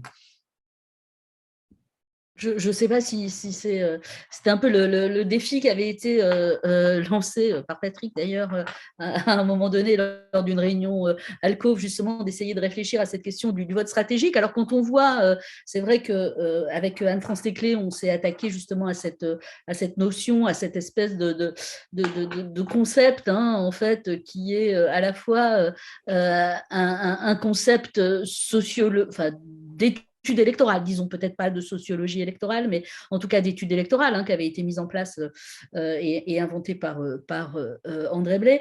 Et aujourd'hui, quand on voit à quel point ce concept est utilisé pour justement rendre compte de tous les comportements politiques qu'on a pu observer cette année, j'allais dire, le vote stratégique, le vote utile, c'est le grand gagnant en tout cas des commentaires journalistiques et des commentaires des politologues. C'est vraiment quelque chose qui aujourd'hui, on est un peu dépassé. Alors, avec Anne-France Teclé, on s'écrit à chaque fois qu'on voit cette idée de vote utile que les humoristes utilisent, que désormais tout le monde utilise, vote utile, vote stratégique, alors qui est peut-être un peu différent, mais c'est vrai que c'est le vote stratégique au départ qui est le concept sociologique, et c'est vrai que Éric l'a rappelé, c'est-à-dire que ce soit le pas de chrysanthème pour les variables sociologiques, j'allais dire, ça permet aussi, nous, de bien comprendre que finalement, ce vote stratégique, il s'inscrit aussi dans des logiques qui sont des logiques sociales qui l'ancrent dans un certain nombre de logiques sociales. Enfin, voilà, j'allais dire le fait de continuer, par exemple, en plus il peut s'exprimer de différentes manières, c'est-à-dire aussi finalement de ne pas renoncer aussi à son candidat préféré. Est-ce que c'est stratégique ou est-ce que c'est pas stratégique? C'est vrai qu'on peut avoir des déclinaisons du vote stratégique aujourd'hui qui ne permet pas effectivement d'en faire une variable qui est très explicative d'une certaine manière. Donc je pense qu'il faudrait essayer de vraiment de déconstruire cette catégorie, de la déconstruire à partir justement en la resituant entre guillemets dans des trajectoires de vote, dans une offre politique. On l'a vu en 2017, c'est aussi l'offre politique qui va permettre d'une certaine manière la stratégie.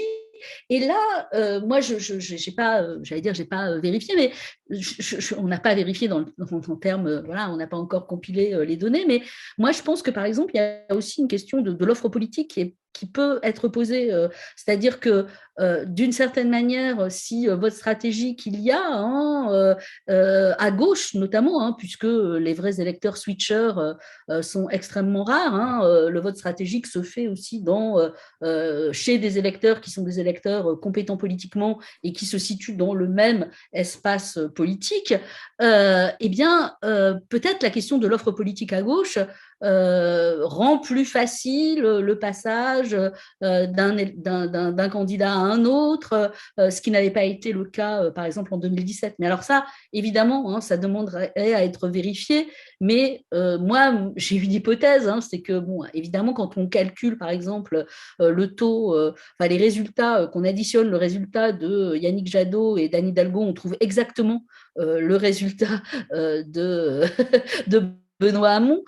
Donc à ce moment-là, voilà. Mais en même temps, peut-être que les électeurs qui ont voté Mélenchon et qui sont aussi des anciens électeurs de Benoît Hamon n'ont pas retrouvé une offre politique qui les satisfaisait plus. Voilà, l'offre proposée par les candidats social-démocrates étant beaucoup plus modérée. Mais ça, j'allais dire, c'est aussi des hypothèses qu'il faut vérifier, et notamment vérifier à travers l'analyse des entretiens. Mais je pense que Patrick a des tas de trucs à dire. Je vois qu'il même lève la main. Voilà.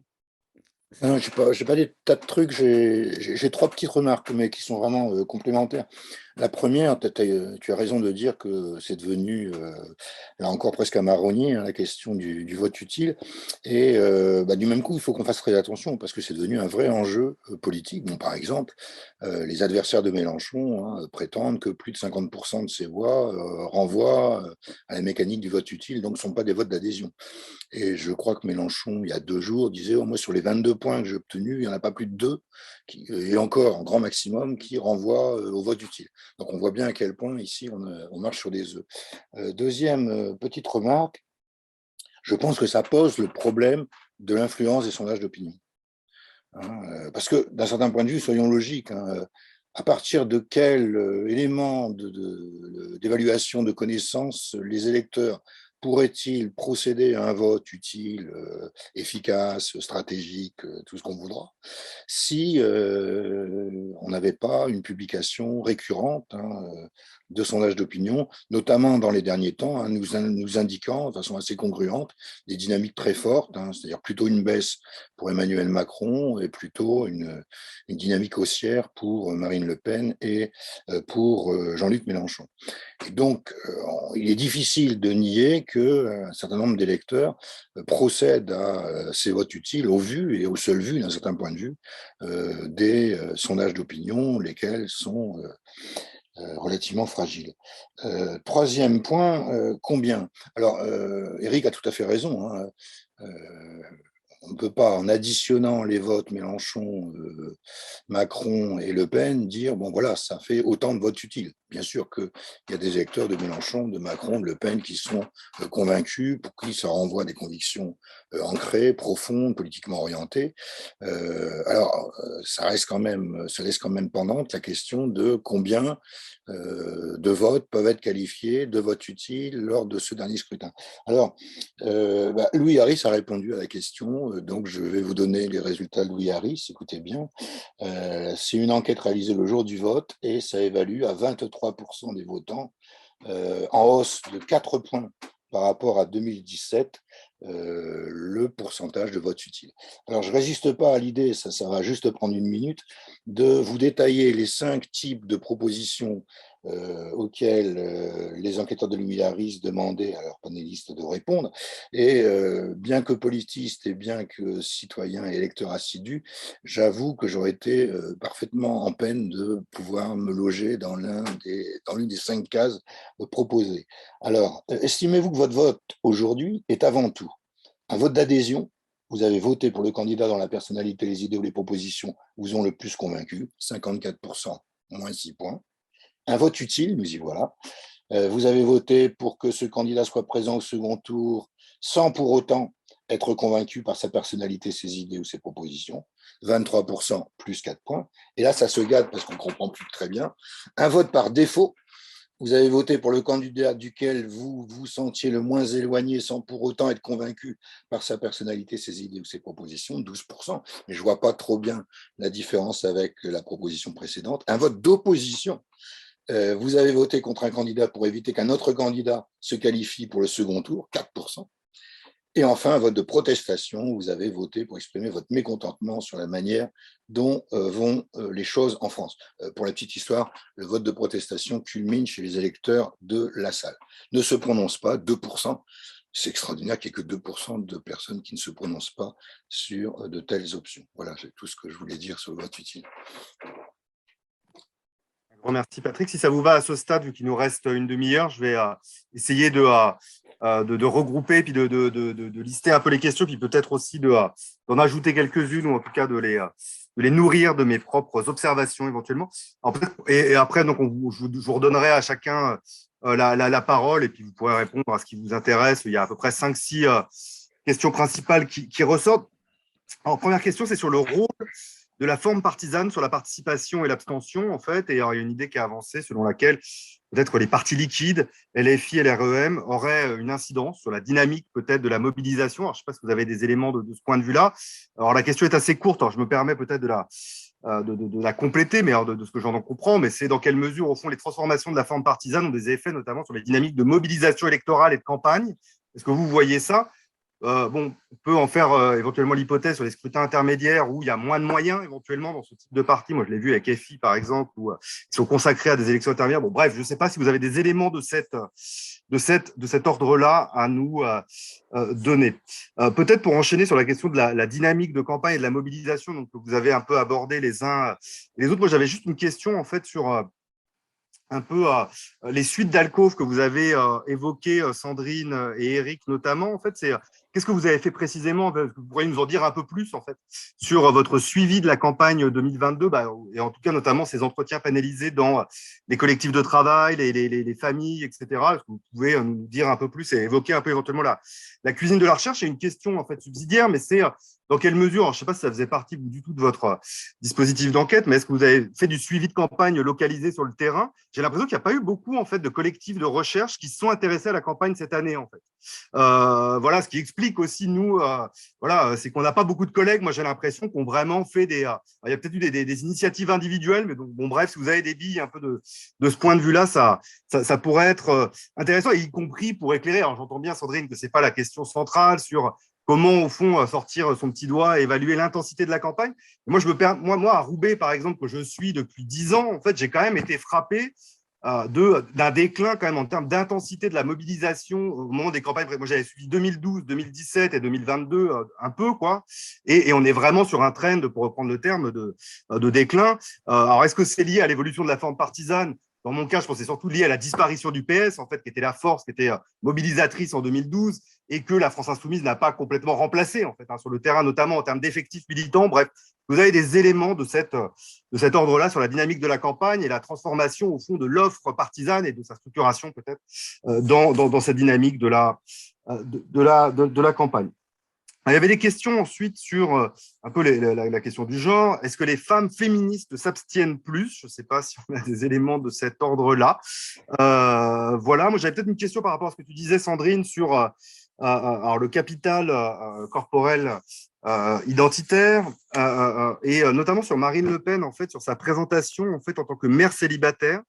Et j'ai l'impression que ça revient beaucoup. En fait, alors je me demandais, moi, simplement, en question de curiosité, là, et il n'y en a quand même pas grand-chose à ces questions, mais c'est est-ce qu'il y a une présentation de soi genrée plus forte chez Marine Le Pen aujourd'hui que ça a pu être le cas par le passé, notamment au regard justement des travaux de Christelle Lagier que tu mentionnais. Est-ce que c'est une impression que j'ai qui serait erronée? Comment toi tu perçois ça?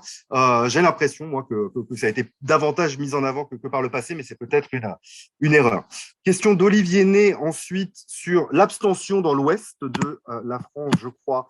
Je remonte sur la distribution géographique, donc baisse de la participation électorale dans l'ouest, qui vote généralement plus massivement que la moyenne nationale, jusqu'à 9 points dans certaines circonscriptions.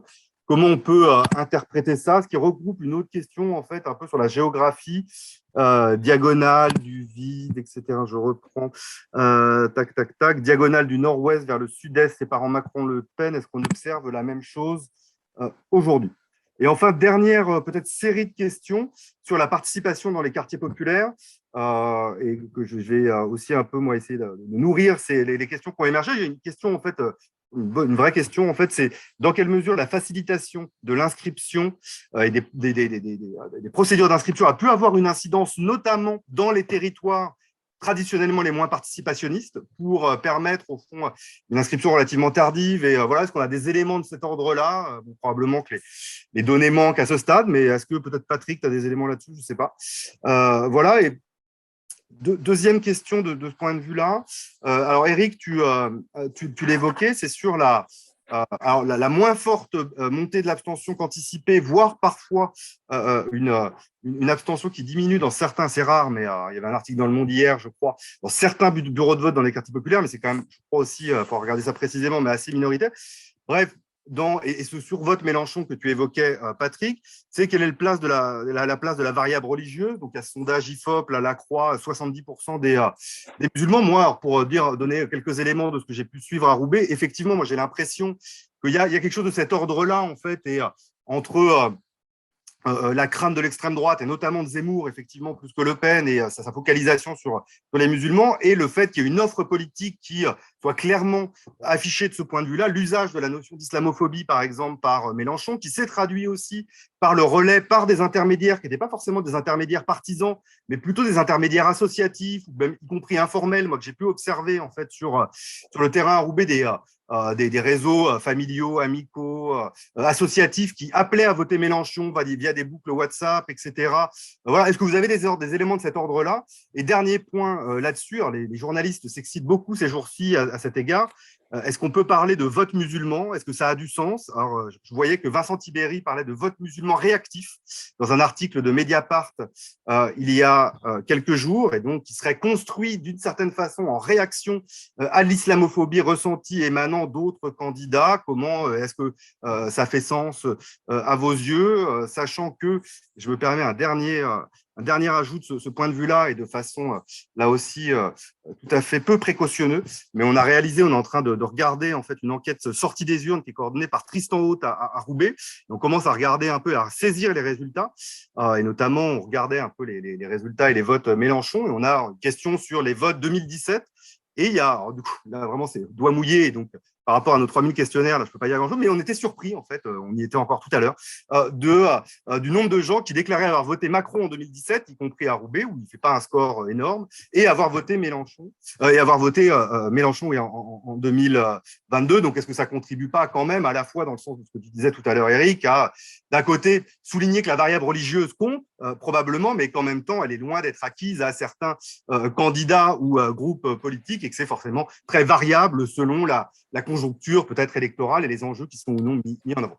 Voilà, beaucoup de choses, du coup, voilà, et je vous permets de réagir assez librement. Si vous voulez, on peut peut-être reprendre l'ordre des interventions. Donc, tu veux réagir, Éric, vu que c'est Patrick, je crois, qui a fini tout à l'heure.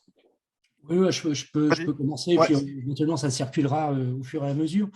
Pour repartir sur la question de la variable religieuse, oui, elle paraît assez massive dans les enquêtes par sondage que j'ai mentionné. On avait également, en 2017, à partir du protocole d'enquête, on avait un questionnaire sorti d'urne administré en direct, et on s'était aperçu qu'on avait une surreprésentation du vote Mélenchon, qui était très liée en fait à la surreprésentation, parce qu'on avait choisi de travailler sur des cités populaires, des personnes, enfin des répondants, qui se déclaraient musulmans et qui votaient très, très massivement pour Mélenchon. Donc, ça nous avait quand même, non pas surpris, parce qu'il y a pas mal d'enquêtes qui indiquent cette tendance-là, d'enquêtes quantitatives qui indiquent cette tendance-là, mais on avait essayé de travailler là-dessus. Et il me semble qu'à partir des entretiens approfondis, notamment, on montrait que la variable religieuse est une variable qui cache quelque chose, une variable intermédiaire qui cache quelque chose.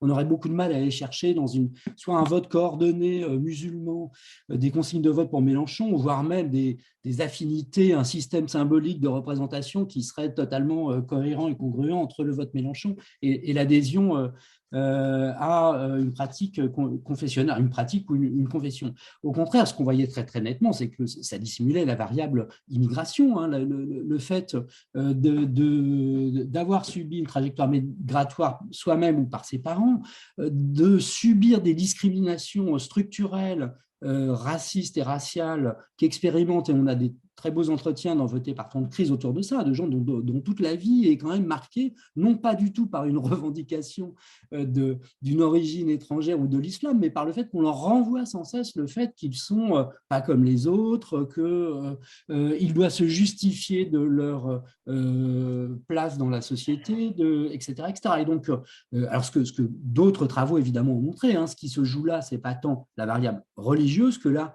position sociale et les discriminations, alors qui sont d'autant plus fortes et d'autant plus violentes que ce sont des salariés peu qualifiés, très exposés à la concurrence sur le marché du travail, etc., etc. Donc voilà, là on a quelque chose qui se passe. Alors, inversement, on trouvait dans les mêmes cités populaires sur lesquelles on avait travaillé un survote Le Pen chez les catholiques, enfin ceux qui se déclaraient catholiques mais non pratiquants.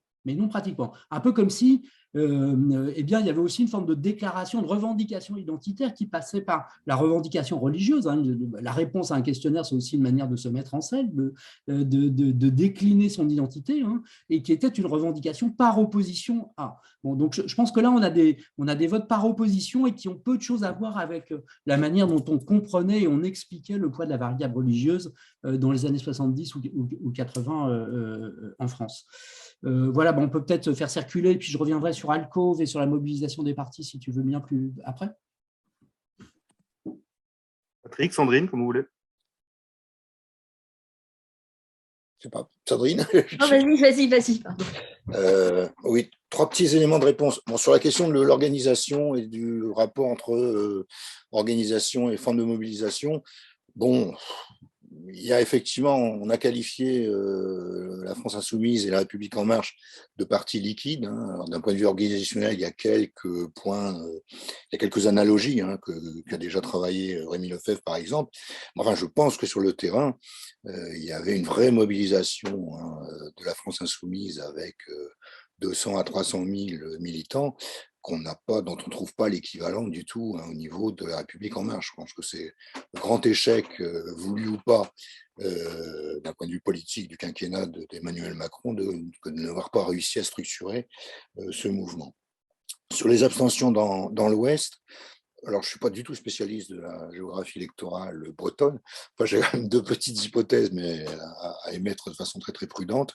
Je pense qu'il y a un phénomène de polarisation en Bretagne, alors qui joue peut-être avec un peu de retard en Bretagne, mais qui fait qu'un certain nombre de régions, enfin de sous-régions, notamment à l'intérieur, sont désormais véritablement victimes d'un phénomène de désert médical, de fermeture d'entreprises industrielles, et du même coup, ça provoque des phénomènes d'abstention différentielle qu'on n'observait pas jusqu'ici. Et puis j'aurais une deuxième petite explication, alors qui me vient, comparaison n'étant pas raison, de la comparaison entre chez moi, Creil et Senlis, où je me suis aperçu qu'à Senlis, par exemple, on avait une forte poussée de l'abstention, alors qu'il y a une ville très très bourgeoise, mais qu'on peut éventuellement attribuer à la prise de position un peu déroutante pour les électeurs de droite d'Éric Woerth. Et je pense qu'on a quand même un électorat conservateur qui est relativement important en Bretagne et qui peut avoir été un peu désorienté par les ralliements d'un certain nombre de notables de droite à la candidature d'Emmanuel Macron. Dernier point, c'est juste un appel à la prudence sur les transferts. Dans votre sondage sorti des urnes, Macron, Mélenchon, faites très attention à la question de la mémoire du vote. Beaucoup, c'est assez connu, beaucoup d'électeurs en toute bonne foi, quand ils vous disent j'ai voté au premier tour des élections présidentielles de 2017 par exemple, ne se souviennent en fait que de leur vote du deuxième tour. Donc en fait, c'est Macron deuxième tour, donc on peut comprendre par rapport à Le Pen, Mélenchon premier tour. Et je pense que généralement les 2 candidats qui sont arrivés en tête au deuxième tour sont dans les mémoires des électeurs surévalués. Et c'est peut-être ça qui peut expliquer ce transfert qui est un peu incongru a priori. Oui. Oui, je vais peut-être revenir. Éric a oublié aussi de dire sur la question du vote musulman, il y a aussi des femmes qui subissent, j'allais dire, peut-être d'autant plus. Je pense justement à cette fameuse Asma dans Voter en temps de crise, qui subit cette double stigmatisation, c'est-à-dire à la fois en tant que femme et en tant que femme alors elle n'est même pas voilée, je crois, mais elle met une djellaba le week-end, et à quel point justement elle est doublement stigmatisée, quoi. Et notamment, alors ce qui était très intéressant dans le cas justement d'Asma, c'est justement de voir comment aussi cette socialisation en tant que femme la rend en quelque sorte une bonne élève de la République, et comment elle subit justement aussi toutes ces stigmatisations, qui fait que peut-être à un moment donné elle ne devrait pas voter, mais elle continue à voter à gauche, et elle joue justement ce rôle que tu évoquais tout à l'heure, hein, sur les listes WhatsApp, en disant aux gens allez voter, cette espèce de petit intermédiaire informel de mobilisation sur le quartier de la petite ville dont on ne citera pas le nom. Et pour revenir là-dessus, ce qui est aussi intéressant sur l'intensité de la campagne, je me souviens, en 2017, on avait justement observé la campagne, ce qu'on n'a pas fait globalement cette année, puisque là, nous, on a travaillé avec Eric d'ailleurs sur les instituteurs dans le 18e arrondissement, donc c'est vrai qu'on n'a pas véritablement suivi la campagne, mais j'allais dire, en 2017, la campagne, elle n'était pas non plus folle, hein.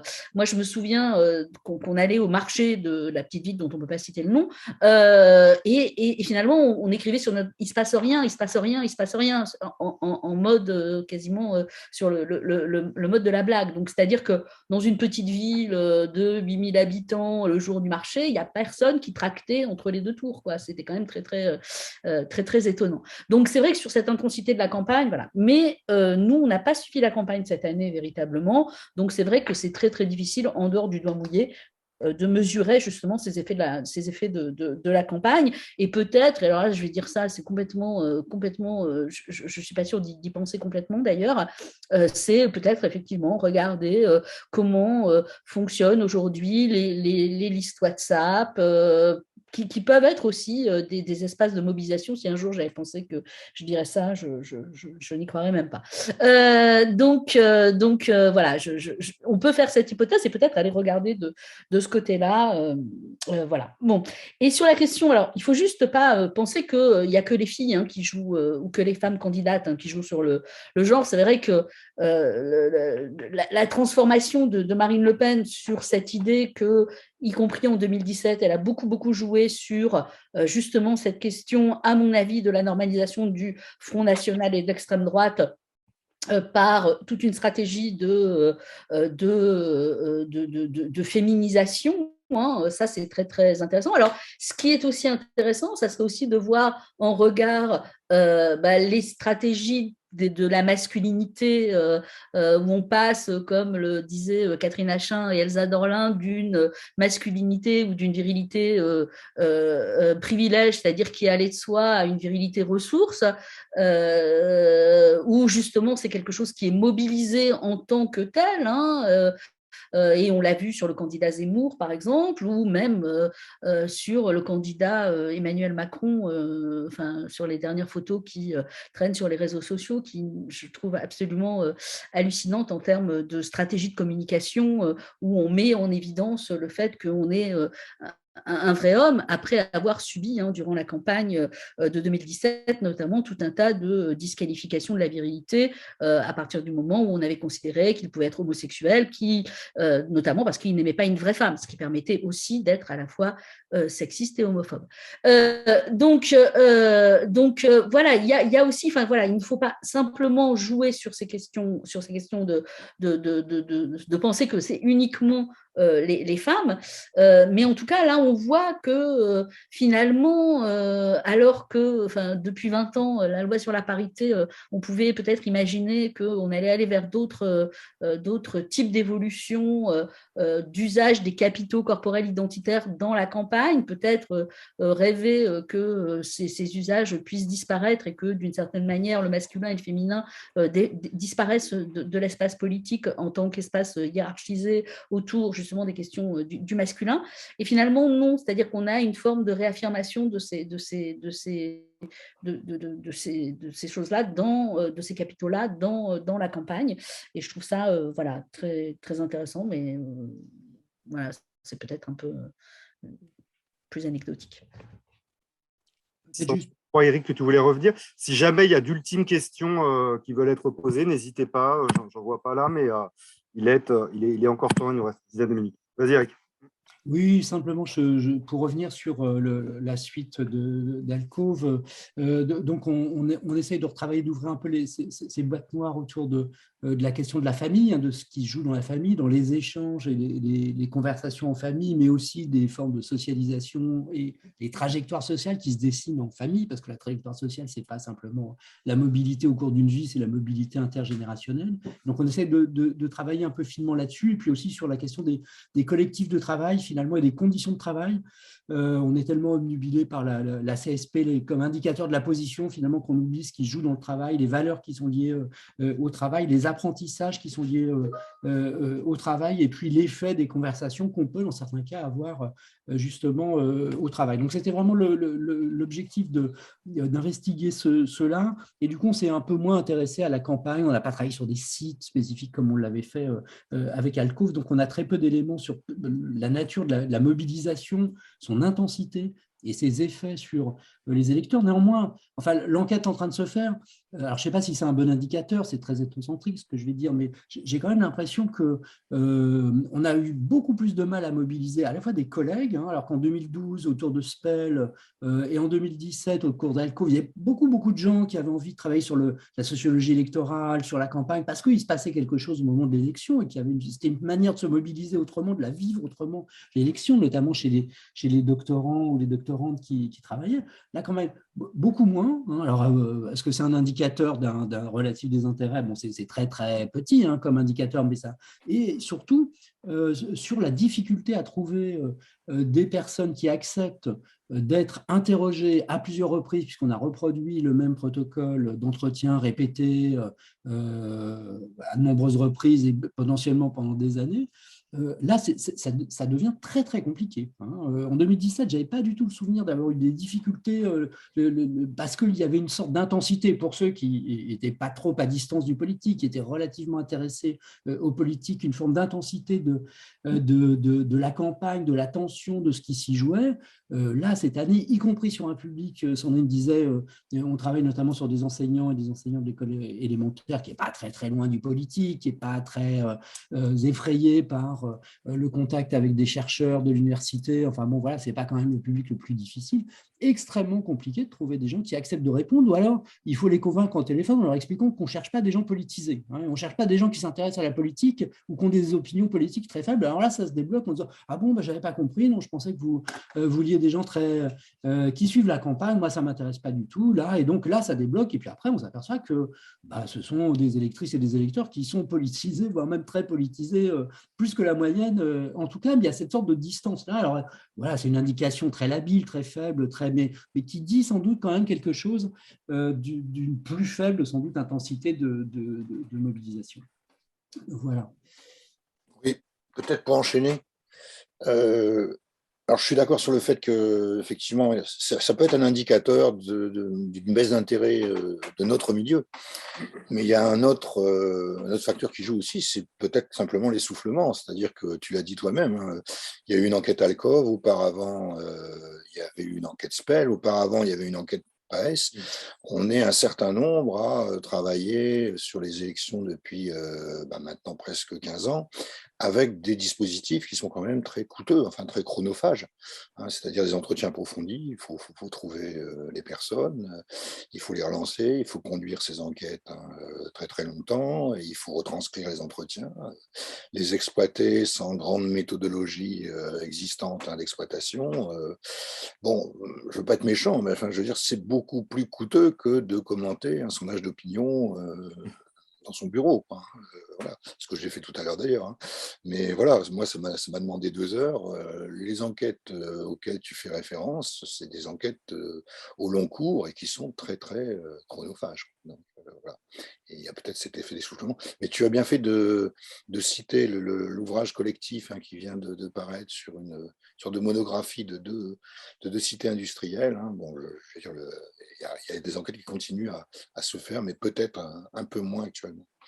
Est-ce qu'il n'y a pas un effet Covid aussi qui est à la fois de désagrégation des collectifs de travail aussi du côté de l'université en fait? Moi, je le vois un peu côté CERAPS. Alors nous, on a quand même fait des trucs, mais en fait, qui est alors qui est coûteux, mais autrement, ou qui est essentiellement une enquête quanti coordonnée par Tristan Aude, qui est un jeune chercheur plein d'énergie, mais où on n'a pas des masses de dimension quali, parce que ça aurait demandé une mobilisation beaucoup plus forte, qui est plus compliquée post-Covid. Et au regard, par ailleurs, des transformations structurelles de l'université, du burn-out des collègues, etc., qui rend le truc compliqué, quoi. Oui, absolument. Enfin, je suis Dernière tout à fait question. d'accord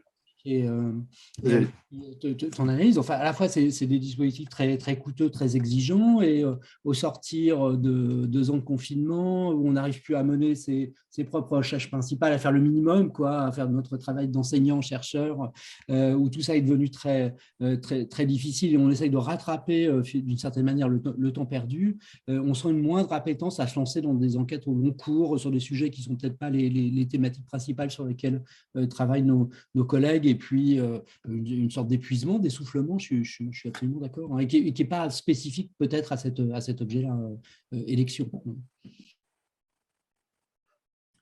Je me permets une dernière question par rapport à la question du vote utile, vote stratège. Je me demandais dans quelle mesure on avait des éléments. Vous évoquiez des différents travaux tout à l'heure, en fait, sur la sociologie, en fait, alors pas spécifiquement sur cette année, hein, mais à la fois en termes de niveau de diplôme, degré d'intérêt pour la politique, et y compris en termes d'âge. Je me permets, alors là, du coup, d'arriver avec mes anecdotes personnelles. En fait, il est presque 18h30, donc je me lâche. Mais je ne sais pas, j'ai l'impression qu'il y avait un rapport différemment investi à cette question du vote utile selon la génération. Pour le dire autrement, en fait, moi, je l'ai vu sur les réseaux sociaux et chez mes collègues, en fait, qu'il y avait un rapport plus investi, on va dire, chez des gens qui sont d'une génération d'avant la mienne, que chez les collègues de mon âge, pour le dire comme ça. Est-ce que je délire et c'est moi avec ma petite bulle, ou est-ce qu'on a des éléments plus objectifs qui permettraient d'objectiver justement un peu la nature de ce vote utile, le rapport au vote, selon la dimension âge ou génération? Alors, je ne sais pas, Patrick aura sans doute des choses à dire. Alors, très, très brièvement, le vote stratège présuppose des convictions politiques quand même assez fortes, hein. On veut que sa voix compte, donc un rapport, une attention spécifique à la politique qui est évidemment plus fréquente chez les diplômés, dans les classes sup, et qui dénote un rapport très, très spécifique à la politique. Donc, c'est pour ça aussi qu'on n'a peut-être pas intérêt à généraliser trop rapidement cette catégorie-là, qui concerne un rapport très, très, très particulier, et dont on a l'impression qu'il est très prégnant parce qu'on vit dans le milieu où précisément on trouve ces électeurs stratèges qui sont capables de dire « je ne veux absolument pas perdre ma voix » et qui vont suivre jour après jour l'évolution des sondages pour savoir sur qui ils vont porter. Bon, voilà, c'est un tropisme de politistes et de journalistes, hein, d'une certaine façon, et de classe sup diplômée et qui s'intéressent beaucoup à la politique.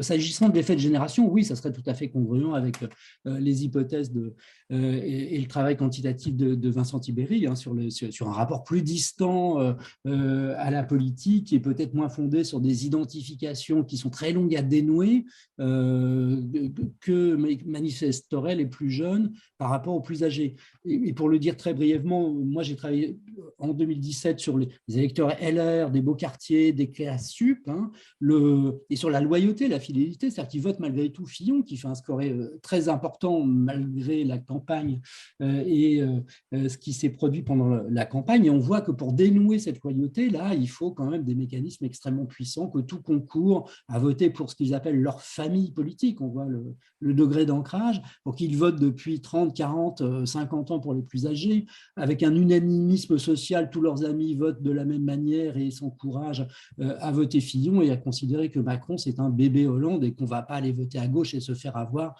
par les médias et les juges rouges qui continuent à essayer de manipuler leur opinion. Mais ce qu'on voit aussi, c'est que finalement, dès lors qu'ils votent Macron au second tour, contraint et forcé par la rétraction de l'offre politique, ils découvrent tout d'un coup que Macron, c'est la jeune droite moderne à laquelle ils ont toujours rêvé d'une certaine façon, qui est une cure de jouvence politique et qui les rapproche de leurs propres enfants qui, eux, votent beaucoup plus fréquemment dès le premier tour pour Emmanuel Macron. Donc, peut-être des choses aussi qui se sont jouées en 2007 chez les plus âgés, à droite, qui produisent leurs effets au premier tour de 2022 pour revenir sur ce vote utile et ses conditions de possibilité. Voilà. Un grand merci. Est-ce qu'il y a un dernier mot, Patrick, Sandrine? Je suis tout à fait d'accord avec Éric. C'est vraiment le fait des plus investis politiquement, enfin, en règle générale. Ce qui veut dire que, parce qu'on entend également beaucoup ça ces derniers temps, les gros mouvements qui sont produits les 10 derniers jours, hein, c'est-à-dire Le Pen et Mélenchon ont chacun gagné à peu près 6 points, on aurait tort de considérer que c'est simplement l'expression de vote utile. Alors, ça peut être simplement des effets de mobilisation chez les électeurs qui se tenaient jusqu'ici un peu éloignés, et ce n'est pas nécessairement des votes stratégiques, je crois. Je suis d'accord. On arrive au terme du coup de notre séminaire. Un grand merci à tous les trois, c'était passionnant. On a parlé de plein de choses et on a quand même réussi à dire des trucs malgré toutes les précautions indispensables d'un point de vue méthodo. Donc vraiment un grand merci. À bientôt pour d'autres webinaires de la FSP Polycritique. Je n'ai pas la date et je crois que ce n'est pas encore déterminé, mais vous le saurez bientôt sur les réseaux sociaux et sur le site de la FSP. Et puis, je vous donne également rendez-vous début juillet pour le congrès de la FSP à Lille, pour lequel on a vraiment hâte, avec Sandrine et tous nos collègues, de vous accueillir. Voilà. D'ici là, bonne soirée et bon débat si vous allez faire de l'observation ou simplement regarder ça en famille. À bientôt. À bientôt. Au revoir.